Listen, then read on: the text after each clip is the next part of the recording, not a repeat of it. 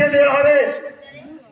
এদেশে মুসলিমরা তাদের সম্পূর্ণ নাগরিকের যে দায়িত্ব তারা পাবে সংগ্রামে উপস্থিতি।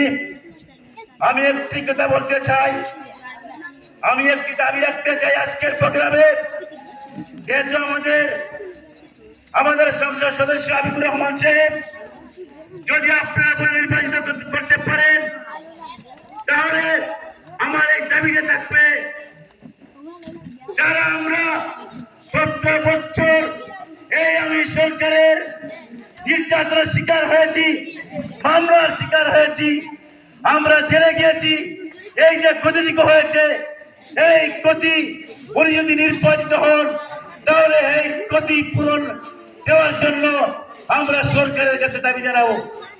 এই বার্তা আহ্বান রেখে আমি আমার বক্তব্য শেষ করছি। খুদা হাফেজ। বাংলাদেশ জিন্দাবাদ, দাঁড়িপাল্লা জিন্দাবাদ। আসসালামু আলাইকুম ওয়া রাহমাতুল্লাহি ওয়া বারাকাতুহু। সম্মানিত উপস্থিতি, আমরা অত্যন্ত গুরুত্বপূর্ণ বক্তব্য শুনছিলাম জনাব দিলওয়ার হোসেন সাহেবের কাছ থেকে। এ পর্যায়ে সংক্ষিপ্ত বক্তব্য রাখার জন্য আমি অনুরোধ করছি সানপুর গ্রামের পক্ষ থেকে হাফিজ কবির আহমদকে সংক্ষিপ্ত বক্তব্য রাখার জন্য আমি অনুরোধ করছি।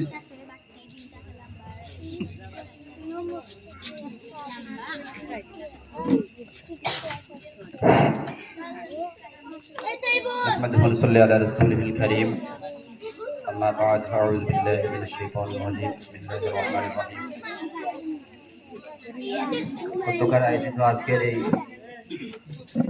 7 নং মোগলগাঁও ইউনিয়নের সম্মানিত নাগরিকবৃন্দগণের সাথে মত বিনিময় ও সেন্টার কমিটি গঠন উপলক্ষে আজকের এই অনুষ্ঠানের সম্মানিত সভাপতি সাহেব